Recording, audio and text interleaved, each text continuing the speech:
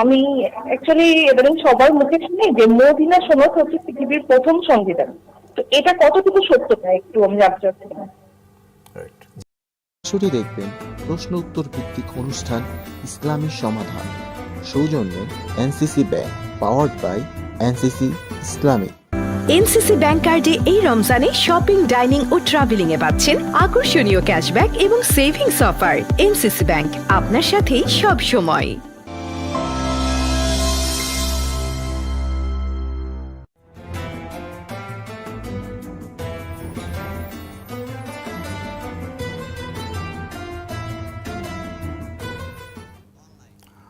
বিসমিল্লাহির রহমানির রহিম, আলহামদুলিল্লাহি রাব্বিল আলামিন, ওয়াল আকিবাতু লিল মুত্তাকিন, ওয়াসসালাতু ওয়াসসালামু আলা সাইয়্যিদিনা মুহাম্মদ সাল্লাল্লাহু আলাইহি সাল্লাতু ওয়াসসালাম। প্রিয় দর্শক, আপনারা দেখছেন এনসিসি ব্যাংক নিবেদিত ইসলামী সমাধান, পাওয়ার্ড বাই এনসিসি ইসলামিক। প্রিয় দর্শক, আশা করি আপনারা রমাদানের রোজাগুলো আনন্দের সাথে, গাম্ভীর্যের সাথে পুরোপুরি হক আদায় করে পরিপালন করছেন, এবং এটি আমাদের দায়িত্ব। এবং রমাদানের সিয়ামগুলো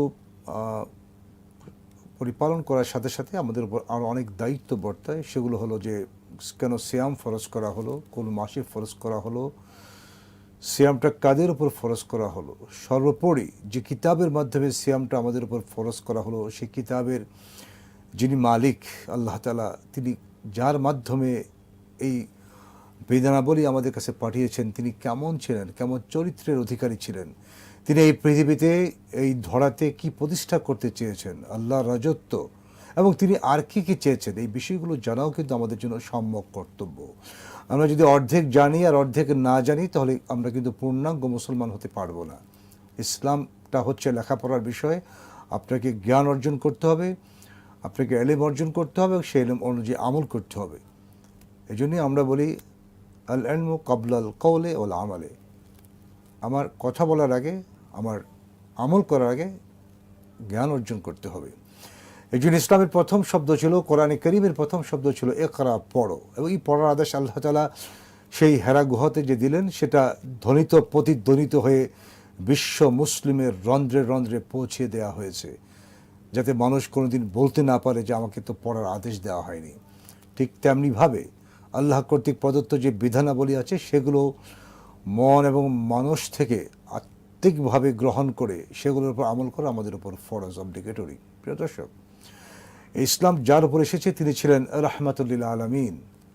এই মানবতার কথা বলি অথবা মহামানব হওয়ার কথা বলি, তামাম বিশ্বের তামাম সকল মানুষের কথা বলি, তার মধ্যে উনি ছিলেন সর্বশ্রেষ্ঠ, যার চরিত্রের সার্টিফিকেশন আল্লাহ তাআলা দিয়েছেন এইভাবে যে ইন্নাকা লাআলা খুলুকিন আযীম। যে আল্লাহ তাআলা আলিমুম বিজাতি সুদূর, আমাদের অন্তরের অন্তরস্থলে কি সৃষ্টি হয় সেটা জানেন, আমাদের রাত্রে আমরা কি করি সেটা জানেন, দিনে কি করি সেটা জানেন। তিনি যখন সার্টিফিকেশন দিয়েছেন, তখন এর চাইতে বড় সার্টিফিকেশন পৃথিবীর আর কারো হতে পারে না, কারো দেওয়ার দরকারও নেই। এমনটি ভালো মানুষ, মানবতার দরদি, উম্মার দরদি, উম্মার জন্য সারা জীবন কেঁদে গেছেন যিনি, সেই নবী যখন কাফিরদের আক্রমণের তীব্রতার কারণে, সর্বোপরি আল্লাহ তাআলার নির্দেশের কারণে মক্কা থেকে মদিনায় যাত্রা করলেন, তখন মক্কার মানুষেরা গেয়ে উঠল এই কথা বলে যে তলা আল বাদরু আলাইনা মিন সানিয়াতিল ওয়াদায়ে ওয়াজাবা শুকরু আলাইনা মাদা লিল্লাহি দায়ে। এবং রাসূল মদিনায় গমন করে কেবলমাত্র মসজিদ প্রতিষ্ঠা করেছেন তা কিন্তু না, তিনি একটা সমাজ বিনির্মাণ করেছেন, একটি রাষ্ট্র সৃষ্টি করেছেন, তিনি রাষ্ট্রের জন্ম দিয়েছেন। এবং যে সনদটির মাধ্যমে, যে সংবিধানের মাধ্যমে রাষ্ট্রের জন্ম দিয়েছেন, সেটিকে আমরা বলি মদিনা সনদ। আমাদের আজকের আলোচনা মদিনা সনদ নিয়ে। প্রিয় দর্শক, এই আলোচনার জন্য আমরা আমাদের স্টুডিওতে নিমন্ত্রণ জানিয়েছেন সম্মানিত থেকে মুফতি এনায়েতুল্লাহ, বিশিষ্ট সাংবাদিক, এবং আমরা মনে করি উনি গবেষক এবং লেখক এই লাইনে। আল্লাহ তাআলা তাকে আরও বেশি করে কাজ করার তৌফিক দান করুন। চলুন আমরা তার সাথে কথা বলি, তার মাধ্যমে মদিনা সনদকে ঘিরে যে ব্যাপক একটা পজিটিভ রেসপন্স দেখা দেয় মুসলিম সমাজে, এটি আমরা আলোচনা করব। আসসালামু আলাইকুম। ওয়ালাইকুম আসসালাম ওয়া রাহমাতুল্লাহ। ভালো আছেন? জি, ভালো আছি আলহামদুলিল্লাহ। বাশির টিভির পক্ষ থেকে আপনাকে আন্তরিক ধন্যবাদ। হ্যাঁ, আপনাকেও আন্তরিক ধন্যবাদ। আপনি জেনেছেন যে আজকে আমাদের আলোচনার বিষয় মদিনা সনদ। এটাকে আমরা অনেক সময় ম্যাগনা কার্টাও বলি। আমি মনে করি এটা ম্যাগনা কার্টার চেয়ে অনেক উন্নত। কেন উন্নত আমরা এটা পরে ব্যাখ্যা করবো ইনশাআল্লাহ। আমরা আপনার কাছে মদিনা সনদের উৎপত্তিটা কিভাবে হলো, আল্লাহ রাসূল কিভাবে তখনকার আওস এবং খাজরাজ গোত্রদ্বয়ের মধ্যে যে প্রচণ্ড যুদ্ধ বিগ্রহ লেগে থাকতো, এছাড়া মদিনার আরও সম্প্রদায় কীভাবে সেখানে একটা শান্তির সাম্রাজ্য, শান্তির একটা দেশ প্রতিষ্ঠা করলো, এটি আমরা পর্যন্ত। জি, প্রিয় দর্শক, সবাইকে আমরা রমজানের একেবারে শেষ দশক যেটা চলছে, রমজানের শেষ দশকে আমাদের বেজোর রাতগুলোতে আমরা ইবাদত বন্দেগীর মাধ্যমে আমরা কাটাচ্ছি। এর পাশাপাশি আমরা সৌভাগ্যবান মনে করছি যে আমরা একটা চমৎকার বিষয় নিয়ে কথা বলার সুযোগ পাচ্ছি। দেখুন, নবী করিম সাল্লাল্লাহু আলাইহি ওয়াসাল্লাম, যাকে সৃষ্টি না করলে দুনিয়ার কোনো কিছুই সৃষ্টি হতো না, তার জীবনের একটা অধ্যায় নিয়ে আলোচনা করার সৌভাগ্য এটা আমাদের মনে করতে হবে, এবং এটাই একজন মুসলমানের পরম পাওয়ার বিষয়। আমাদের আলোচনার বিষয় হলো মদিনার সনদ। মদিনার সনদ যে বিষয়টাকে আমরা বলতেছি, মদিনার সনদের মধ্যে আপনাকে একটু আলোচনাটা একটু মক্কার জীবন থেকে শুরু করতে হবে। মক্কার জীবন থেকে শুরু করতে হবে এই কারণে যে নবী করিম সাল্লাল্লাহু আলাইহি সাল্লামের একটা দীর্ঘ জীবন, একেবারে তিনি কিশোর বয়স থেকে, মানে জন্মের পর থেকেই তিনি সমাজের জন্য একজন আদর্শ অনুকরণীয় ব্যক্তিত্ব। তাকে আলামিন নামে আলামিন নামে ডাকা হয়েছে। এরপরে তিনি হিলফুল ফুজুল প্রতিষ্ঠা করেছেন। মক্কাবাসীরা তাকে তার ধর্মর কথা না শুনলেও কিন্তু তার কাছে সম্পদ গচ্ছিত রাখতেন, আমানত দিতেন। এটা আপনি জানেন যে নবী করিম সাল্লাল্লাহু আলাইহি সাল্লাম যখন হিজরতের নিয়ত করলেন এবং হিজরতের জন্য রাতে গমন করলেন, তিনি তার বিছানায় হযরত আলী রাদিয়াল্লাহু তাআলা আনহুকে শুইয়ে রেখেছেন। কেন? তার কাছে মক্কাবাসীর যে আমানতগুলো ছিল, এই আমানতগুলো যেন হযরত আলী তাদের কাছে পৌঁছে দিতে পারেন। মক্কাবাসীদের সমস্যা এই জায়গাটায় ছিল যে নবী মুহাম্মদ সাল্লাল্লাহু আলাইহি সাল্লামকে নেতৃত্ব নেতা হিসেবে তাকে মানতে সমস্যা হচ্ছিল। এখানে একটা বিষয় যেটা আপনি বললেন চমৎকার, যে আল্লাহ রাসূল ওই চরম বিপর্যয়ের সময়ও আমানতের যে দায়িত্ব, আমানত রাখার যে দায়িত্ব, ফেরত দেওয়ার যে দায়িত্ব, সেটা কিন্তু তিনি ভুলে যান। সেটা তিনি ভুলে যাননি। হ্যাঁ, এটা একটা আমি সেই কথাটা বলতেছিলাম যে তাকে যে মক্কাবাসী তাকে মানে ধরতে পারলে অথবা তাকে মারতে পারলে, হত্যা করতে পারলে বিশাল ইনাম ঘোষণা করলো, পুরস্কার ঘোষণা করলো। এই পরবর্তী পরিণতি কি হবে এটা নবী মুহাম্মদ সাল্লাল্লাহু আলাইহি ওয়াসাল্লাম জানতেন। মক্কাবাসীরা কিন্তু এই জায়গা থেকে তারা একটা টেনশনে ছিল না যে আমরা নবী মুহাম্মদ সাল্লাল্লাহু আলাইহি ওয়াসাল্লামকে যাই করি না কেন আমাদের সম্পদ অক্ষুণ্ণ থাকবে। এটা একটা বিষয়, আলোচনার বিষয়। এরপরে মক্কা থেকে হযরত রাসূল করিম সাল্লাল্লাহু আলাইহি ওয়াসাল্লাম মদিনায় চলে গেলেন, হিজরত করে মদিনায় চলে গেলেন। ঘটনাবহুল বিষয়। হিজরতটা কত সালে হলো, কত খ্রিস্টাব্দে হলো? 622 খ্রিস্টাব্দে হলো। 622 খ্রিস্টাব্দের জুন মাসের 21-22 তারিখে হিজরতের জন্য রাসূলুল্লাহ সাল্লাল্লাহু আলাইহি ওয়াসাল্লাম মক্কা থেকে বের হয়ে গেলেন। এখন মদিনাতে তিনি পৌঁছলেন, এটা দীর্ঘ ঘটনা। তিনি কুবা মসজিদ হয়ে কুবা প্রতিষ্ঠা করে এরপরে তিনি মদিনায় গেলেন।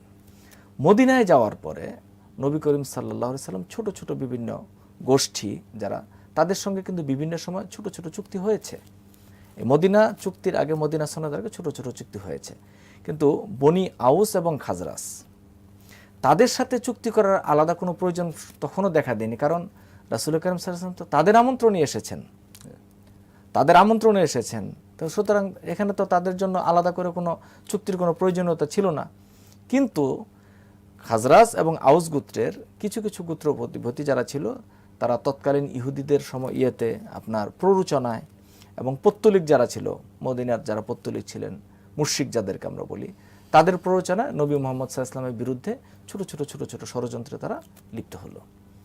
এই অবস্থায় চলার পরে 624 খ্রিস্টাব্দের শুরুর দিকে, অর্থাৎ হিজরতের প্রায় 1.5 বছর পর, নবী মুহাম্মদ সাল্লাল্লাহু আলাইহি ওয়াসাল্লাম 47টি ধারা নিয়ে একটা চুক্তি করলেন, যেটাকে আমরা মদিনার সনদ বলি। এখন বিষয় হলো যে মদিনার সনদটা প্রয়োজন কেন হলো, যেটা আমাদের মূল কথা। প্রয়োজনটা এই কারণেই হলো যে নবী করিম সাল্লাল্লাহু আলাইহি ওয়াসাল্লাম যেই কিন্তু চুক্তি করেননি। এখানে আলোচনার বিষয় হলো যে তিনি মদিনায় পৌঁছলেন। মদিনায় যাওয়ার পরে তিনি কি করলেন? মদিনায় যাওয়ার পথে তিনি মসজিদে কুবা নির্মাণ করলেন। এরপরে মসজিদে নববী তিনি নির্মাণ করলেন, যেটা আপনি বারবার বলতেছিলেন যে তিনি শুধু মসজিদ প্রতিষ্ঠা করেন, তিনি একটা সমাজ, একটা রাষ্ট্র প্রতিষ্ঠা করেছেন।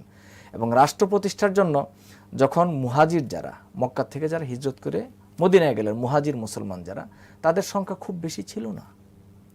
এবং তৎকালীন মদিনার যে জনগোষ্ঠী, এই জনগোষ্ঠীর মধ্যে সবচেয়ে কম জনগোষ্ঠী ছিল মুহাজিররা, অল্প কয়েকজন। এবং আনসার মুসলমান যারা ছিল তাদেরও সংখ্যা, সব মিলিয়ে যে ইহুদি এবং পত্তলিক যারা ছিলেন তাদেরও অর্ধেক ছিলেন। এর মধ্যে যদি আমি আবার ভাগ করি, আনসারদেরকে একটু ভাগ করে ফেলি, আবার মুহাজিরদেরকে ভাগ করি, তাহলে নবী করিম সাল্লাল্লাহু আলাইহি ওয়াসাল্লাম আরেকটা মানে ছোট সম্প্রদায়ের মানে ছোট একটা গোষ্ঠীর তিনি প্রতিনিধিত্ব করছেন। কিন্তু চমৎকার বিষয় যেটা হলো, মক্কার থেকে যারা হিজরত করে মদিনায় চলে গেলেন মুহাজির হিসেবে, তাদের নিরঙ্কুশ নেতৃত্ব মদিনাবাসী গ্রহণ করেছিল। তারপরেও নেতৃত্বের লোভে বিভিন্ন সময় ছোট ছোট কিছু ঘটনা ঘটেছে। এই এবং তারা আত্মীয়তার বন্ধনে অনেক ক্ষেত্রে আবদ্ধ হ্যাঁ, হয়েছে। আত্মীয়তার বন্ধনে তারা হয়েছেন। এই সময়ে সমাজের মধ্যে একটা শান্তি সম্প্রীতি চিরস্থায়ী করার জন্য একটা চুক্তির আবশ্যকতা দেখা যায়। সেখান থেকেই মদিনা সনদের উৎপত্তি। এই হলো বিষয়। এখন মদিনা সনদের মধ্যে এটা কি কাউকে চাপিয়ে দেওয়া হয়েছে কিনা, এটা একটা প্রশ্ন। যে আমরা যদি খেয়াল করি যে মদিনা সনদের যে বিষয়গুলো, মানে যে বিষয়গুলো এখানে ধারাগুলো এখানে উল্লেখ করা হয়েছে, সে ধারার মধ্যে যে কয়েকটা ধর্ম তখন প্রচলিত ছিল, আমরা যদি ধরি পৌত্তলিক ধর্ম বা ইহুদি ধর্ম, ইসলাম ধর্ম, বিভিন্ন ধর্মাবলম্বী যারা ছিলেন, আরও ছোট ছোট ধর্মাবলম্বী থাকতে পারেন, যারাই ছিলেন ছোট ছোট গোত্রের যারা গোত্র অধিপতি ছিলেন, তাদের নিজ নিজ বিশ্বাস এবং গোত্রের আচার আচরণ সব কিছু অক্ষুণ্ণ রেখে এই চুক্তিটা সম্পাদিত হয়েছিল। এবং সকল পক্ষ একেবারে মানে আনন্দ চিত্তে সেই চুক্তিটাকে গ্রহণ করেছিলেন। এই চুক্তির আগে পৃথিবীতে মানে রাষ্ট্রের কাঠামো নির্মাণের জন্য আর কোনো চুক্তি হয়েছে বলে কোনো ঐতিহাসিক লিখিত কোনো সংবিধান ছিল না। লিখিত কোনো সংবিধান ছিল না। সেই হিসাবে মদিনা সনদ এই আধুনিক বিশ্বের জন্য, মানে বর্তমান বিশ্বের জন্য প্রথম একটা লিখিত সংবিধান।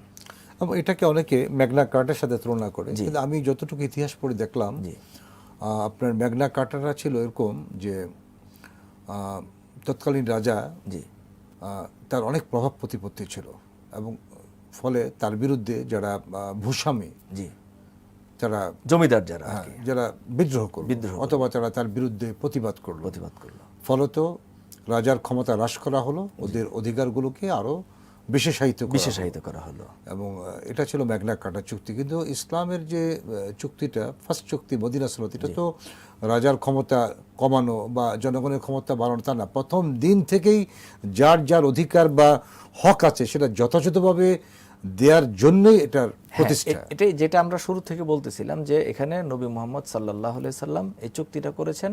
সমাজ শুধুমাত্র এই চুক্তির আগেও আরো ছোট ছোট সম্প্রদায়ের সাথে লিখিত চুক্তি হয়েছে। বিভিন্ন মানে ছোট ছোট যুদ্ধ অভিযান হয়েছে। সেই অভিযানের পরে ওই গোত্রের মধ্যে যেন কোনো ধরনের হানাহানি না হয়। দেখুন মূল কারণটা কি?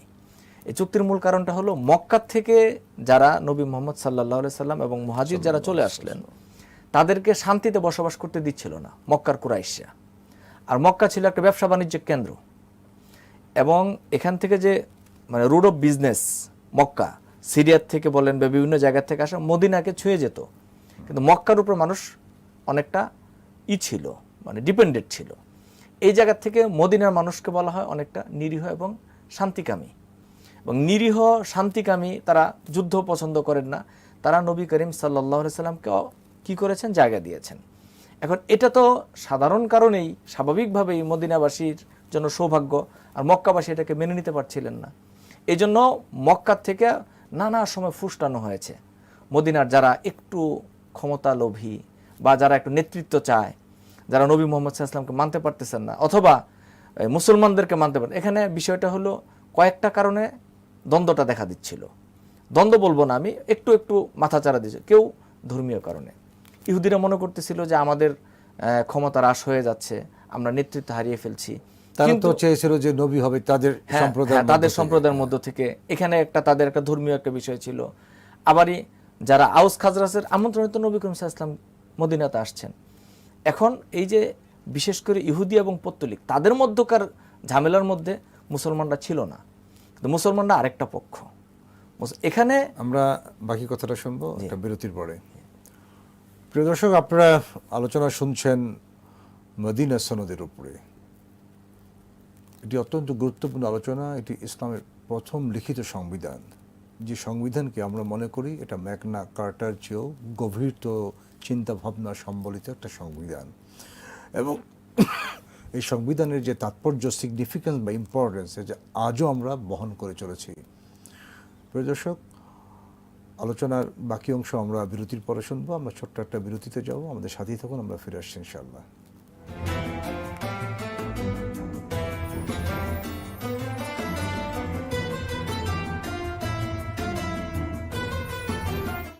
এনসিসি ব্যাংক কার্ডে এই রমজানে শপিং, ডাইনিং ও ট্রাভেলিং এ পাচ্ছেন আকর্ষণীয় ক্যাশব্যাক এবং সেভিংস অফার।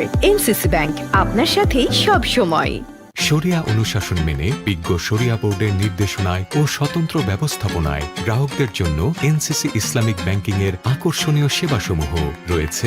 আধুনিক সকল সুবিধা, তাই শরিয়া মেনে ব্যাংকিং হবে সহজে ও নিশ্চিন্তে। এনসিসি ইসলামিক ব্যাংকিং এর সাথে। এনসিসি ব্যাংক, আপনার সাথেই সব সময়। বিশ্বজুড়ে বিস্তৃত নেটওয়ার্ক ও প্রয়োজনীয় আধুনিক সকল সুবিধা নিয়ে রেমিটেন্স সেবায় আপনার বিশ্বস্ত প্রতিনিধি এনসিসি ব্যাংক, আপনার সাথে সব সময়। বিশিষ্ট ইসলামী চিন্তাবিদ অধ্যাপক সোহেলা সোবহান রচিত গ্রন্থ দৈনন্দিন জীবনে কোরআনের ভূমিকা। গ্রন্থটি পাওয়া যাচ্ছে হাক্কানি পাবলিশার্সে। বিশিষ্ট ইসলামী চিন্তাবিদ অধ্যাপক সোহেলা সোবহান রচিত গ্রন্থ শান্তির প্রতীক নবীজি। গ্রন্থটি পাওয়া যাচ্ছে হাক্কানি পাবলিশার্সে।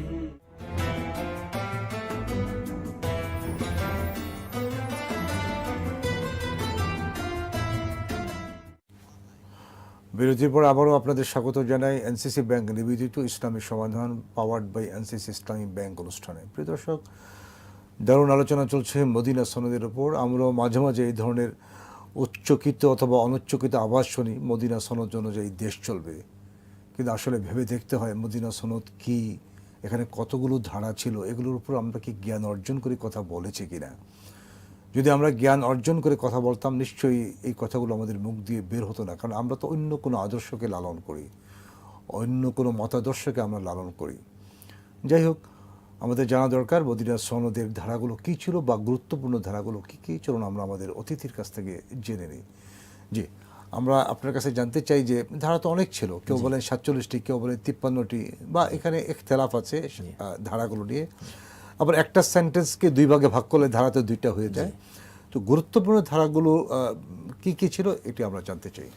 দেখুন, আসলে এই সিরাতের কিতাবগুলোতে মানে সর্বসম্মতিক্রমে বলা হয়েছে যে 47টি ধারা। কেউ বলছেন 53, কেউ 63, কেউ আরও। কিন্তু আমরা যখন মূল টেক্সট, আরবি টেক্সটটা যখন আমরা পড়ি, তখন দেখি 47 বলেন বা 63 বলেন বা 68 বলেন, কথা একই। যেটা আপনি বললেন যে কোনো কোনো শব্দ ভেঙে ফেললে, অর্থাৎ একটু ব্যাখ্যা বিশ্লেষণ করলে তখন আরেকটা ধারা দাঁড়ায়। এই ধারাগুলো যে কয়টাই থাকুক, মূল বিষয় কিন্তু ব্যাহত হয়ে যায়নি। মানে ধারার যে শিক্ষাগুলো আছে, ধারাগুলো আছে, এগুলো কিন্তু এখন আমাদের সামনে সংরক্ষিত আছে। এখন মানে খুবই আশ্চর্য হওয়ার মতো বিষয় যে নবী করিম সাল্লাল্লাহু আলাইহি সাল্লাম তার তত্ত্বাবধানে এই চুক্তিটা সম্পাদিত হয়েছে। এখন নবী করিম সাল্লাল্লাহু আলাইহি সাল্লামকে যদি আমরা মনে করি যে আমরা বলি, আমরা জানি তিনি উম্মি নবী, তাহলে তিনি এই ধারার মধ্যে এত সূক্ষ্ম সূক্ষ্ম বিষয় কিভাবে তিনি সন্নিবেশন করলেন? এটা নিশ্চয়ই আল্লাহ পাক রব্বুল আলামিনের ইশারা হয়েছে। আর নবী করিম সাল্লাল্লাহু আলাইহি ওয়াসাল্লাম আল্লাহ পাক রব্বুল আলামিনের ইশারা ছাড়া কোনো কিছুই করেন নাই। এই ধারার মধ্যে সবচেয়ে মানে গুরুত্বপূর্ণ ধারা সবগুলোই। তারপরেও বর্তমান সময়ের সঙ্গে যদি আমরা আলোচনা করতে যাই, অন্যতম একটা বিষয় আলোচনা হলো মদিনায় বসবাসকারী প্রত্যেক ধর্মাবলম্বী স্বাধীনভাবে তাদের ধর্ম পালন করবে। এটা একটা বিষয়। মদিনায় বসবাসকারী প্রত্যেক ধর্মাবলম্বী তাদের স্বাধীনভাবে তাদের ধর্ম পালন করবে। এই কথাটা শত শত বৎসর আগ থেকে ইসলাম স্বীকার করে নিয়েছে, অ্যাডমিট করেছে। কিন্তু তারপরে বলা হয় ইসলামী রাষ্ট্রে অন্য ধর্মাবলম্বীরা নাকি তারা বসবাস করতে পারবে না। এই যে একটা আমি বলবো যে স্ট্রেট একটা ফলস একটা কথাবার্তা, বা যে কথাবার্তা সঠিক না, এটা কিন্তু চাপিয়ে দেওয়া হয় ইসলামের উপরে। কিন্তু দেখা গেল যে ইসলামী রাষ্ট্রে যদি অন্য ধর্মের ভাই বোনেরা থাকে, আমি আবারও ভাই বোন বলছি, আমরা তাই ট্রিট করি, তাদের সকল অধিকারের ব্যাপারে ইসলাম মানে ওয়েল কনসার্নড, তাই না? এটা শুধু অভিযোগ করা হয়, এটা একটা মিথ্যা অভিযোগ আর কি। দেখুন, আমরা যেহেতু মদিনা সনদ নিয়ে কথা বলছিলাম, আমি একটু বলি যে ঠিক আছে, আমি মেনে নিচ্ছি, আমি মানে কারো কথার পিঠে যদি আমি একটু সামান্যতম সময়ের জন্য মেনে নিই যে নবী করিম সাল্লাল্লাহু আলাইহি ওয়াসাল্লাম দুর্বল অবস্থায় মদিনায় ছিলেন, ঠিক আছে, আমি এটা মেনে নিচ্ছি। যদি আমি মক্কা বিজয়ের কথাটা বলি, মক্কা বিজয়ের দিন রাসূল করিম সাল্লাল্লাহু আলাইহি সাল্লাম সাহাবাদেরকে নিয়ে বীরের বেশে মক্কায় তিনি প্রবেশ করলেন। মক্কার যারা পৌত্তলিক মানে কুরাইশ নেতা যারা ছিল, দরজা বন্ধ করে বসে আছে। মক্কাবাসী রাসূল করিম সাল্লাল্লাহু আলাইহি ওয়াসাল্লামের একটা হুকুমের অপেক্ষায় ছিল। সাহাবারা যদি হুকুম করতো সাহাবাদেরকে যে এখন আর কাউকে কোনো ক্ষমা করা হবে না। কিন্তু আল্লাহ রাসূল কি করলেন? সাধারণ ক্ষমা ঘোষণা করলেন লা তাসরিবা আলাইকুমুল ইয়াউম, যে আজকে তোমাদের প্রতি আমাদের কি নাই, কোনো অভিযোগ নেই। অভিযোগ নেই। আপনি চিন্তা করেছেন শব্দটা কি বলেছেন? যে তোমাদের প্রতি আমার কোনো ক্ষোভ নেই। ক্ষোভের চাইতেও আরো হালকা একটা শব্দ কি বলেছেন? অভিযোগ নেই। এই মক্কাবাসী রাসূল করিম সাল্লাল্লাহু আলাইহি সাল্লামকে রক্তাক্ত করেছে, তাকে ঘর ছাড়া করেছে। রাসূল করিম সাল্লাল্লাহু আলাইহি সাল্লাম ঘরহীন অবস্থায়, দিনহীন অবস্থায় এখানে শিয়াবে আবু তালিবের মধ্যে তিনি 3 বছর কাটিয়েছেন। একটা ফোন রিসিভ করি, ফোন এসেছে। জি, আসসালামু আলাইকুম, কে বলছেন প্লিজ? ওয়ালাইকুম আসসালাম। আমি একটা প্রশ্ন করতে চাচ্ছিলাম আপনাদের কাছে। জি জি বলেন, আপনি একটু জোরে বললে সুবিধা হয় আমাদের জন্য। জি আচ্ছা ঠিক আছে। আমি অ্যাকচুয়ালি এবারে সবার মুখে শুনি যে মদিনা সনদ হচ্ছে পৃথিবীর প্রথম সংবিধান। তো এটা কতটুকু সত্যতা একটু আমি জানতে চাচ্ছিলাম। রাইট। জি, উনি জানতে চেয়েছেন যে মদিনা সনদ প্রথম লিখিত সংবিধান, এটা কতটুকু সত্য? দেখুন ইতিহাসের কিতাবের মধ্যে এখন পর্যন্ত এটা যে এরকম আমরা আজকে বলছি তা না, আমরাও ইতিহাস থেকেই অধ্যয়ন করে আমরা এটা বলছি। এখন পর্যন্ত আমরা যদি উইলিয়াম মুরের ইতিহাস বা পিকে হিস্ট্রি, যারা ঐতিহাসিক আছেন, যারা ঐতিহাসিক হিসেবে তারা স্বীকৃত, উইলিয়াম মুর বলেন বা পিকে হিস্ট্রি বলেন, তাদের কথা যদি আমরা বলি, তারাও ইতিহাসে এটা স্বীকার করেছেন এবং বারবার বলেছেন যে এর আগে লিখিত কোনো ধারণা, সংবিধান অথবা সমাজে শান্তি আনতে পারে মতন পারস্পরিকভাবে সম্প্রীতির মেলবন্ধন ঘটে এরকম কোনো কিছু মানে তারা একটা পাননি। কম্প্রিহেন্সিভ এবং কম্প্যাক্ট কোনো কনস্টিটিউশন, এটাই। এটা শুধুমাত্র যে আমি যে দুইজন ঐতিহাসিকের নাম বললাম তারা যে শুধু মুসলিম ইতিহাস রচনা করেছেন তা নয়। আমরা যদি মুসলিম ইতিহাসদের কথাও বলি তাহলে আমরা দেখব সিরাত ইবনে হিশাম থেকে শুরু করে অন্যান্য সিরাতের কিতাবগুলোতে এটা স্পষ্টভাবে বলা হয়েছে। সুতরাং এটাই স্বীকৃত একটা তথ্য। আমরা ধারাগুলো নিয়ে আলোচনা করছিলাম সংক্ষেপে। জি, সংক্ষেপে। এরপরে দেখুন যে এখানে তিনি বললেন ধারার মধ্যে, সংবিধানের মধ্যে কি একটা ধারা সংযোজন করা হলো যে প্রত্যেকেই যার যার ধর্ম পালন করবেন। আচ্ছা, এখন আমি আসি মদিনার অবস্থানে। মদিনাতে রাসূল করিম সাল্লাল্লাহু আলাইহি ওয়াসাল্লাম যখন এই চুক্তিটা করলেন, সবাই তো চুক্তির মধ্যে মেনে নিলেন। এই চুক্তির মধ্যে এটাও ছিল যে সবাই যার যার ধর্ম পালন করবে এবং প্রত্যেকের গোত্রের যে আচার আচরণ এবং বিচার বিধিবিধান সবগুলোই সংরক্ষিত থাকবে। কোথাও যদি আপোষের মধ্যে দ্বন্দ্ব দেখা যায়, সর্বময় কর্তৃত্বের অধিকারী হিসেবে নবী করিম সাল্লাল্লাহু আলাইহি ওয়াসাল্লাম সেই দ্বন্দ্ব কি করবেন? মিটিয়ে দিবেন।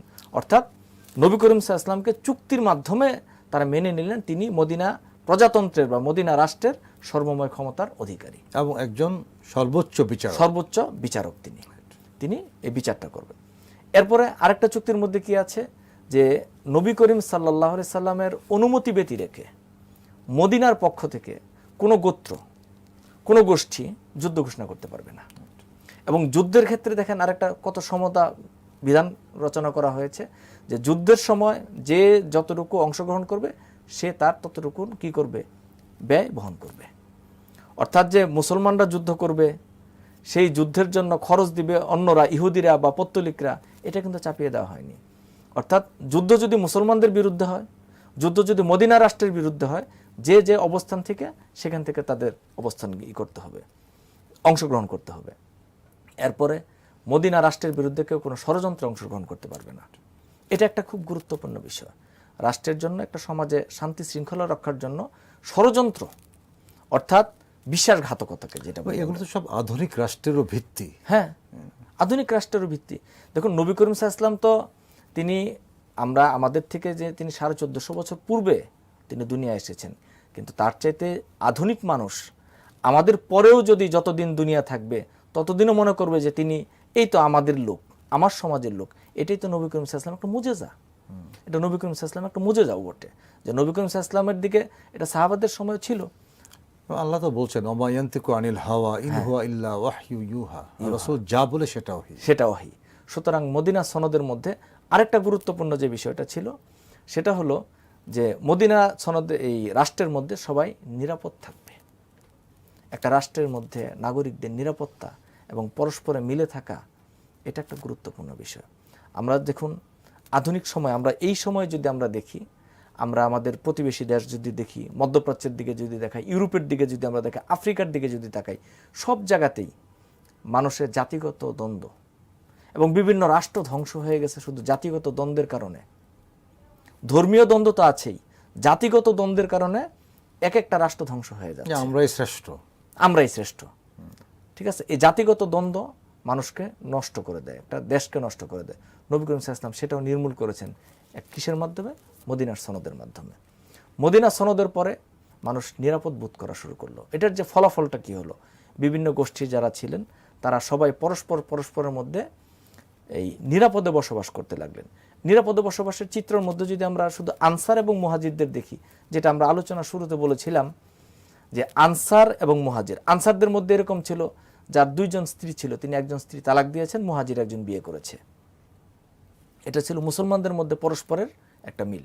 কিন্তু আমরা যদি পরবর্তীতে মদিনায় অবস্থিত চুক্তির পরে যে যুদ্ধ, বিশেষ করে যদি আমরা খন্দকের যুদ্ধের চিত্রটা যদি আমরা দেখি, মদিনাবাসী সবাই মিলে মদিনাকে সুসংহত করার জন্য, মদিনাকে রক্ষা করার জন্য একযোগে ঝাঁপিয়ে পড়েছেন যে বহিঃশত্রুর থেকে মদিনাকে রক্ষা করতে হবে। শুধু মুসলমানদের দায়িত্ব না, সবাই এখানে সহযোগিতা করেছেন, যে যার অবস্থান থেকে সহযোগিতা করেছেন। কারণ মদিনা রাষ্ট্রের বিরুদ্ধে মক্কার থেকে যারা হামলা করতে এসেছিল, মক্কার মুশরিক যারা, পৌত্তলিক যারা, ওখানে কিছু কিছু গোষ্ঠী ছিল তারা যুদ্ধ করতে আসেনি, পরবর্তীতে তাদের জন্য আলাদা বিচার ব্যবস্থা হয়েছে। কিন্তু মদিনা রাষ্ট্রকে সংরক্ষিত করার জন্য, সুসংহত রাখার জন্য, নিরাপদ রাখার জন্য তারা সবাই ঝাঁপিয়ে পড়েছেন। এটাই হলো মদিনা চুক্তির প্রথম একটা সুফল, যেটা ইতিহাসের মধ্যে লেখা আছে। এবং এই চুক্তির ফলে যখন মদিনায় শান্তির শ্বেত পতাকা পথ করে উঠতে লাগলো, তখন আশেপাশের দেশ বা গ্রাম বা এগুলো মানে অঞ্চলগুলো তার সৌন্দর্য কিন্তু তারা বিমোহিত হলো। হ্যাঁ, এই বিমোহিত হওয়ার বিষয়টা যদি আমরা আরেকটু আলোচনা করি, তাহলে দেখব যে নবী করিম সাল্লাল্লাহু আলাইহি সাল্লামের এই মদিনার জীবন থেকেই বিভিন্ন রাষ্ট্রপ্রধানদের কাছে তিনি চিঠি লিখতে শুরু করলেন, শান্তির বাণী পাঠানো শুরু করলেন, বিভিন্ন রাষ্ট্রের কাছে তিনি বন্ধুত্বের প্রস্তাব পাঠালেন একজন রাষ্ট্রপ্রধান হিসেবে। ইসলাম একটা শক্তি হিসাবে, ইসলাম একটা শক্তি হিসেবে আবির্ভূত হলো। এবং এই শক্তিশালী আবির্ভূত, এবং নবী করিম সাল্লাল্লাহু আলাইহি ওয়াসাল্লামের জীবনের যে যুদ্ধগুলো বলেন আমরা, অভিযান যেগুলো আছে, সেগুলো মদিনার থেকে পরিচালিত হয়েছে। এখন যদি মদিনা রাষ্ট্রই সংরক্ষিত না থাকে, মদিনা যেটা রাজধানী, নবী করিম সাল্লাল্লাহু আলাইহি ওয়াসাল্লাম সাহাবারা যেখানে থাকছেন সেটাই যদি সংরক্ষিত না, সে রোম, পারস্য বা অন্য অন্য জায়গা, আফ্রিকার বিভিন্ন জায়গাতে বলেন, ইয়েমেনে বলেন, বিভিন্ন জায়গাতে যারা পাঠানো হচ্ছিল মুসলিমদেরকে, তারা তো নিরাপদ বোধ করবে না। একটা চুক্তি মুসলমানদের ইসলামের আলো বিভিন্ন জায়গায় ছড়িয়ে পড়ার পেছনে কাজ করেছে। এই মদিনা সনদের মধ্যেও আমরা এই জিনিসটা দেখতে পাই। এই একটা বিষয় আছে। আরেকটা বিষয় আমরা যেটা বলছিলাম যে মদিনা সনদ থেকে নবী করিম সাল্লাল্লাহু আলাইহি সাল্লাম মুসলমানদেরকে শুধু নিরাপদ করেছেন তা নয়, এখানে ইহুদিরাও নিরাপদ। মদিনাতে তখনও ইহুদিরা বসবাস করেছে, তারা ব্যবসা বাণিজ্য করেছে, এবং এমনও ঘটনা আছে যে ওই সময়ও মদিনা সনদের চুক্তি স্বাক্ষরিত হওয়ার পরেও আল্লাহ রসুল সাল্লাল্লাহু আলাইহি সাল্লাম বিভিন্ন ইহুদিদের কাছ থেকে আল্লাহ রসুল ঋণ গ্রহণ করেছেন, ঋণ নিয়েছেন তাদের কাছ থেকে। সাহাবারা ঋণ নিয়েছে, আবার যখন আল্লাহ রসুলের কাছে সম্পদ এসছে তিনি ঋণ পরিশোধ করেছেন। এরকম অনেক ঘটনা কিতাবের মধ্যে লেখাও আছে। এখন এই সনদটা যেহেতু এটা একটা বিষয় যে এটা যে সনদটা স্বাক্ষরিত হলো সবার দ্বারা, এখানে কাউকে জোরপূর্বক আনা হয় না, কাউকে জোরপূর্বক আনা হয়নি, স্বতঃস্ফূর্তভাবে আবাল বৃদ্ধ বনিতা বিভিন্ন গোত্র সম্প্রদায় গোষ্ঠী এই সনদে অংশগ্রহণ করেছেন। এখানে কারো উপরে চাপিয়ে দেওয়া হয়নি। এবং ইতিহাসে দেখুন, এটা একটা স্পষ্ট ঘটনা যে যদি কোনো অবস্থাতেই চাপিয়ে দেওয়ার মতো কোনো ঘটনা ঘটতো, তাহলে ইতিহাসের কোথাও না কোথাও কেউ এটাকে উল্লেখ করত। আপনি ইসলামের ইতিহাস যারা রচনা করেছেন মুসলমানগণ, অথবা যারা সততার সঙ্গে ইতিহাস রচনা করেছেন ঐতিহাসিকগণ, সততার সঙ্গে ইতিহাস লিখেছেন, তারা কেউ এটাকে নিয়ে উচ্চবাচ্য করার সাহস পাননি বা করেননি যে মদিনার সনদ এটা জোর করে চাপিয়ে দেওয়া হয়েছে। আমরা যতটুকু বুঝতে পারলাম সংক্ষিপ্ত আলোচনা থেকে, এটা একটা দুর্দান্ত সনদ ছিল সে সময়, যার মাধ্যমে মদিনাবাসী শান্তিতে বসবাস করেছে, ইসলাম রাজনৈতিকভাবে শক্তি হিসাবে আবির্ভূত হয়েছে। আপনাকে ধন্যবাদ। সময় থাকলে আরও শুনতাম, সময় একমাত্র বাধা। আবার দেখা হবে ইনশাআল্লাহ। আপনাকে অনেক ধন্যবাদ। প্রিয় দর্শক, আমরা চমৎকার আলোচনা শুনছিলাম মদিনা সনদের উপরে। মদিনা সনদ কেবলমাত্র মুসলমানদের জীবনে শান্তি বয়ে এনেছে তা কিন্তু নয়। মদিনায় যারা বসবাস করেছে, ইহুদি অথবা পৌত্তলিক গোষ্ঠী অথবা অন্য কোনো সম্প্রদায় অথবা অন্য কোনো মতবাদে বিশ্বাসী যারা ছিল, সবাই মদিনা সনদ সূত্রে একতার বন্ধনে আবদ্ধ হয়ে একটি শক্তিশালী রাষ্ট্র উপহার দিয়েছিল, যে রাষ্ট্রের সর্বাধিনায়ক ছিলেন আল্লাহ রাসূল সাল্লাল্লাহু আলাইহি সাল্লাম। রসুল যেখানে সর্বাধিনায়ক ছিলেন সেখানে ইসলাম তো শক্তি হিসাবে আবির্ভূত হবে, এটাই স্বাভাবিক। এবং তার নেতৃত্ব, তার গুণাবলী, তার চারিত্রিক আচরণ সব কিছুই মদিনা সনদের পরে আরও বেশি করে মানুষের কাছে প্রকাশিত হতে শুরু করলো। এটি ছিল ইসলামের বিজয়াভিযানের শুরু এবং এটি ইসলামকে অনেক দূর অগ্রগামী করে দিয়েছে। আজকের আধুনিক বিশ্ব স্বীকৃতি দিয়েছে মদিনা সনদের। তারা বলেন যে 1215 সালে যে ম্যাগনা কার্টা চুক্তি হয়েছে তার মতোই এটি। আসলে আমরা বলি তার চেয়েও এটি অনেক উন্নত মানের চুক্তি ছিল, কারণ ম্যাগনা কার্টা চুক্তি ছিল রাজার ক্ষমতাকে কমানোর জন্যে, প্রজাদের ক্ষমতা বাড়ানোর জন্যে। আর এখানে যে চুক্তিটা হলো সেই চুক্তিটা কিন্তু এমনটি ছিল না ক্ষমতা বাড়ানো কমানো, বরং এমনটি ছিল সবাই সমান অধিকার নিয়ে, সমান অধিকার নিয়ে, সমান হক নিয়ে, সব কিছু নিয়ে সবাই এক টানে, এক সুরে, এক সূত্রে বসবাস করবে। এটি ছিল মদিনা সনদের মূল কথা। প্রিয় দর্শক, আপনারা দেখছিলেন এনসিসি ব্যাংক নিবেদিত ইসলামের সমাধান, পাওয়ার বাই এনসিসি ইসলামিক।